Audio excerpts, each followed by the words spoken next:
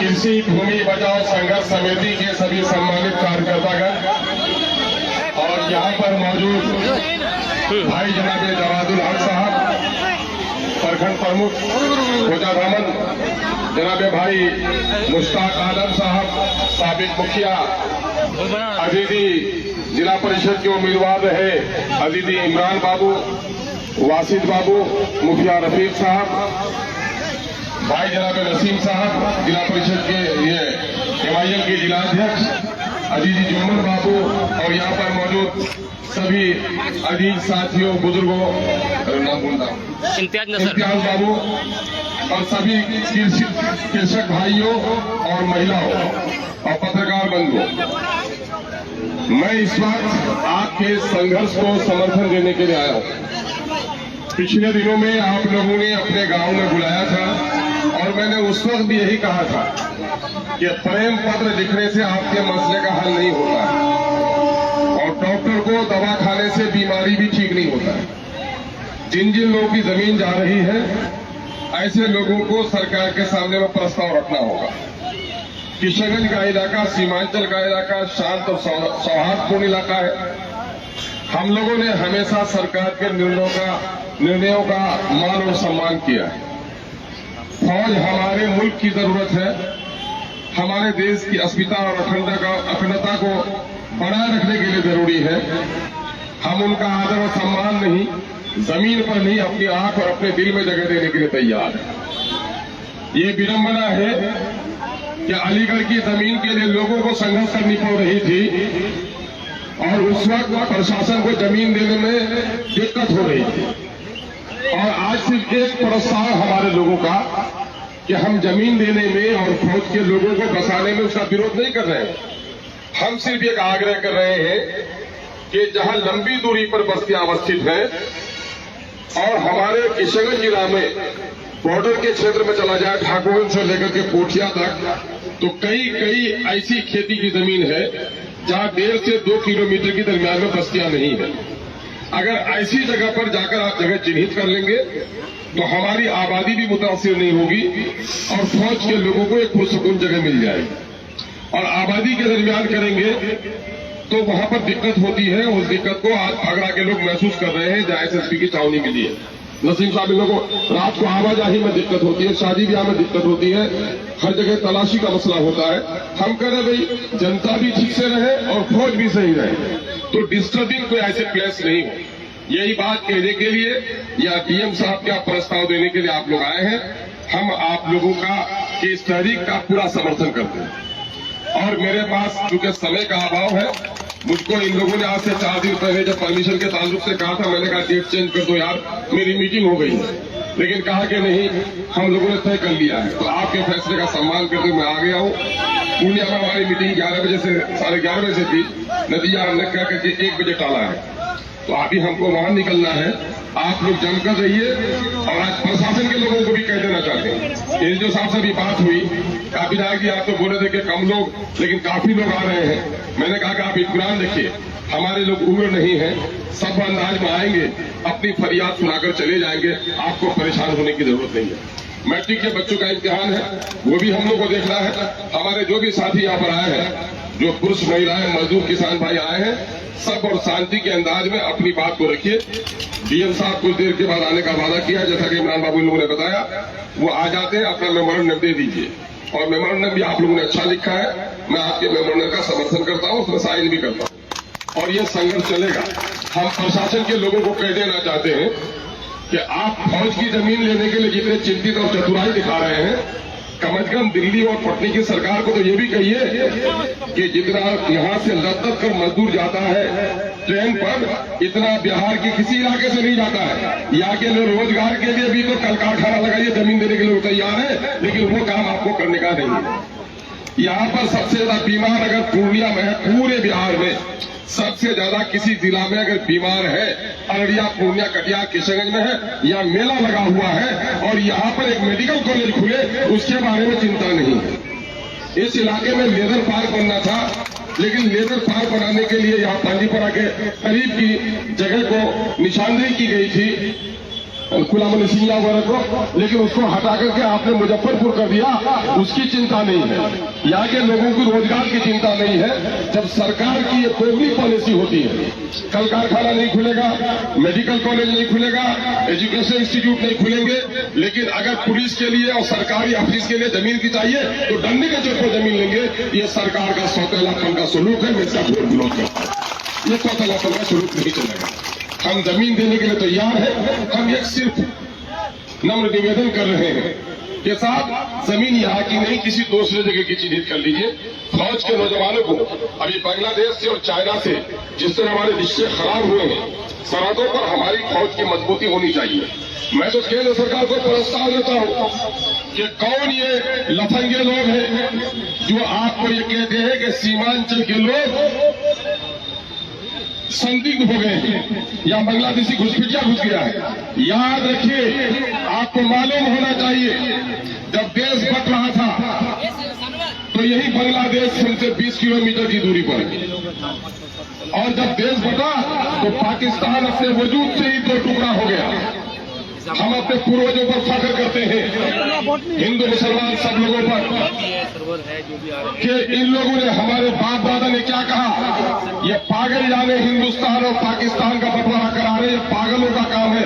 हम तो देश को अखंड रखना चाहते हैं। मेरे बाप दादा की कब्र यही है, मैं हिंदुस्तान में रहूंगा, मैं पाकिस्तान में नहीं जाऊंगा। मेरे बाप दादा ने कहा। मुखिया ये हमारे एमएलए को जनाबन सरवर साहब भी आ गए हैं, उनका इस्तेमाल कीजिए, पूरा ताली बजाइए। ये हमारे बाप दादा ही ने कहा था, अगर ये चिकन नेक आजकल भटभैया लोगों को और आरएसएस के लोगों को चिकन नेक बोलता है, मुसलमानों को चिढ़ाने के लिए सिर्फ जुमला बोलता है, यहाँ के दलित और हिंदू के प्रेम को खत्म करने के लिए जुमला बोलता है। अरे कमबख्तों, तुम्हारे बाप दादा तो अंग्रेज के पैरों में मालिश कर रहे थे। उस वक्त अगर हमारे बाप दादा करवट बदल लेते तो ये हिस्सा पाकिस्तान का होता। इस हिस्से को अगर किसी ने बचाकर करने का काम किया है तो मेरे बाप दादा ने काम किया है, वो नहीं। अगर उस वक्त इस सरजमीन के लोग हमारे करवट लेते, जिस तरह पाकिस्तान दो टुकड़ा हो गया था, हिंदुस्तान भी दो टुकड़ा हो जाता, आसाम और मणिपुर के लिए तुमको रास्ता नहीं मिलता। इसको अगर आसाम और मणिपुर को किसी ने कलीजे से जोड़कर रखा है, वो सीमांचल के लोग हैं। हमी से रंगे गुलिस्ता, हमी से रंगे चमन, और हमी को नज्म गुलिस्ता पे इख्तियार नहीं।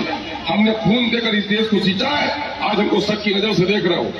हम कंसर्निंग तमाम तर रेवेन्यू डिपार्टमेंट के लोगों से, लैंड इक्वेशन डिपार्टमेंट के लोगों से, केंद्र सरकार से हम ये विनती करते हैं कि आप हमारे इन सेनाओं को बसाइए, जरूर बसाइए, लेकिन यहाँ गांव के ग्रामीणों का कहना है, और जैसा कि सत्य भी है कि आबादी घनी है, उस घनी आबादी के दरमियान में कल लोगों को घर बनाने की जगह नहीं, परिवार में जो बढ़ोतरी हो रही है उस एतबार से लोग हर साल हर बस्ती में 2-4-10 घर 300 मीटर 400 मीटर की दूरी में जाता है। 10 साल के अंदर में हमारी ये सारी जो कृषि भूमि है वो हमारी बस्ती बनने वाली है। कल हमारे बच्चे कहाँ जाएंगे?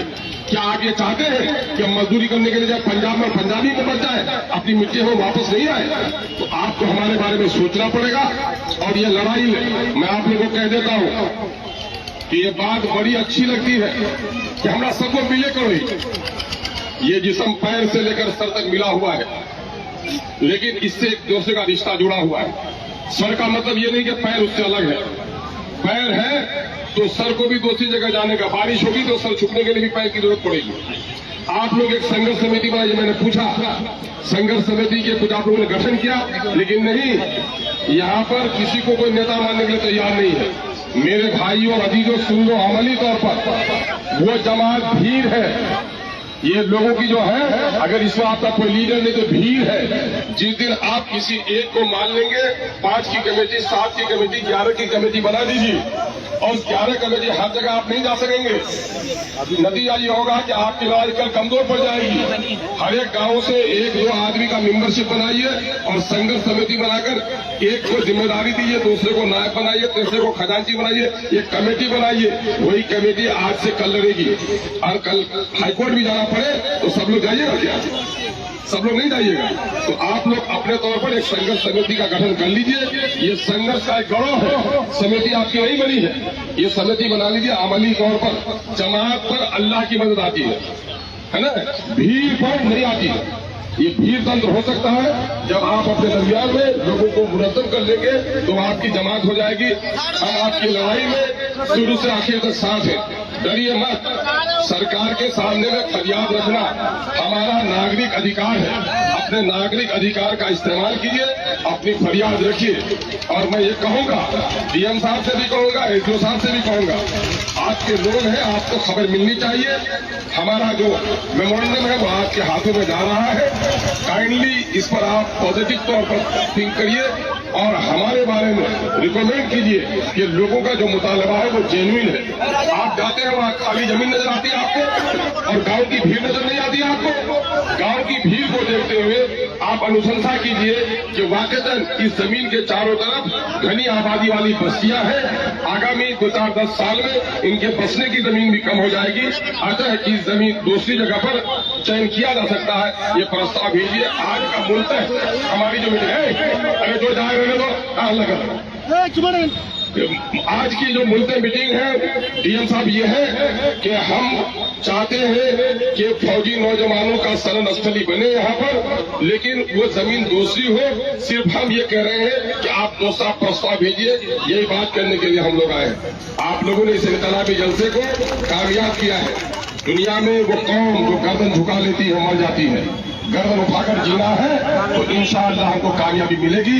हम उम्मीद करते हैं आप लोगों ने जिस चट्टानी एकता के साथ इस धरना को कामयाब किया है, ये इस बात की अलामत है कि हमारी महिलाएं, हमारी बेटियां, मैं अंदर से बहुत खुश हुआ। ये तारीखी मौका है किशनगढ़ के लिए कि हमारी बेटियां आज गांव से निकलकर सड़क पर चलने के लिए आई हैं। और अगर सरकार ने हमारी बात नहीं सुनी तो हम अपने बच्चे और अपनी महिलाओं को लेकर भी संघर्ष करेंगे, चाहे उसके लिए मुझे भूख हड़ताल करनी पड़े, मरण स्थली तक जाना पड़े, हम उसके लिए तैयार हैं। लेकिन उस धरती पर नहीं बनना चाहिए। इस प्रस्ताव का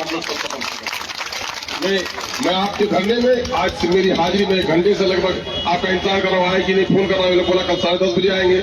मैं उस वक्त से तैयार हूं। मेरी मीटिंग चूंकि 1 बजे से वहां पर है, इसलिए मैं आप लोगों से रुखसत हो रहा हूं। और हम कहते हैं कि हमारी पार्टी की तरफ से भी हमारी नुमाइंदगी भाई सरवर साहब है और हमारे दूसरे विधायक लोग आएंगे।